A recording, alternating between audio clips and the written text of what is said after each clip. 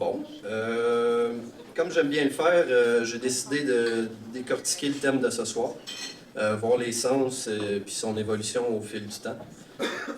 Premièrement, le terme est en lien direct avec le surnaturel, l'occulte et l'inexplicable.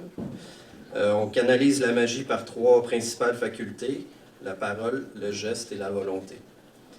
Elle est catalysée par différents intervenants, illusionnistes, prestigitateurs, qui sont la même chose. Eux, c'est par le spectacle, l'émerveillement, comme Harry Houdini, admettons, puis David Copperfield, celui qui a réussi le tour de magie fameux de se faire disparaître lui-même du show business. Il y a les sorciers qui utilisent la magie pour faire le mal, comme Voldemort ou encore pire, Gargamel. Il y a les mentalistes. Les mentalistes, eux autres, utilisent la psychologie, la suggestion, l'illusion, manipulation. J'ai trouvé Philippe Couillard. Après ça, les magiciens plus réguliers, Merlin, Gandalf, le plus grand des plus grands aussi, Yoda. Si on revenait un petit peu en arrière maintenant, Héraclite, en 500 avant Jésus-Christ, est le premier à utiliser le terme mage, principalement lié à l'interprétation des signes de la nature, parce qu'à l'époque, la science était expliquée par la magie. Un des premiers occultistes s'appelait Bolo de Mendes. Il explique plusieurs phénomènes naturels par des rituels.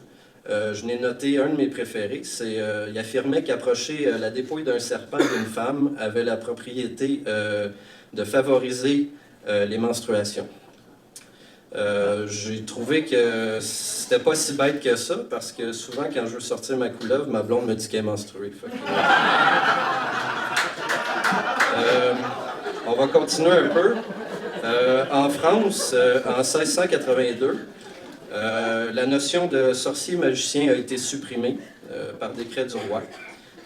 L'État ne reconnaît plus le terme magicien, et c'est maintenant seulement charlatan, imposteur ou esti de trouduc. L'Église catholique décrète que toute forme de magie est explicitement associée aux démons. Puis l'Ancien Testament rejette les pratiques magiques. La magie est attribuée aux étrangers. Encore les étrangers, c'est toujours mieux entre hommes blancs catholiques à se grignoter à biscotte, c'est tout le temps mieux. Le livre de la Révélation, d'après le livre de la Révélation, les magiciens sont excommuniés sans appel. Ils n'ont pas accès à la vie éternelle, puis ils vont directement en enfer. Je trouve pas ça bien fort, parce que c'est des magiciens, tu sais, qui font ce qu'ils veulent.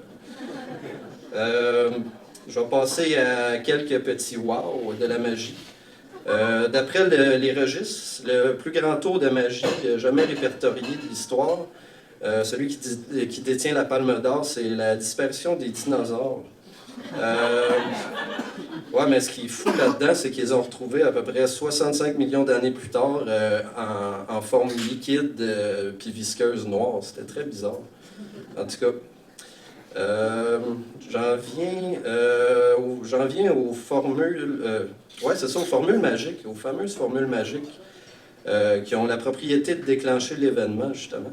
Il y en a quelques bien connus comme Hocus Pocus, Common Chris, Sésame ouvre-toi.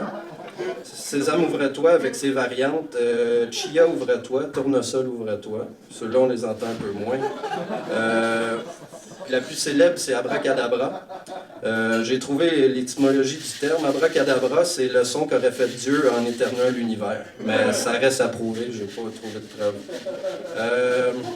Pour terminer, c'est une note plus légère un peu. Côté fashion, les magiciens. Style complet, nœud papillon, ça a quand même bien passé les époques. Long manteau mauve avec des étoiles puis un chapeau mou, ça a moins bien été. Puis maintenant, ce qui pogne un peu plus, c'est le style un peu douchebag gothique à la Chris Angel. C'est ce que j'ai trouvé. Puis, c'est ça, c'est un petit tour d'horizon de la magie.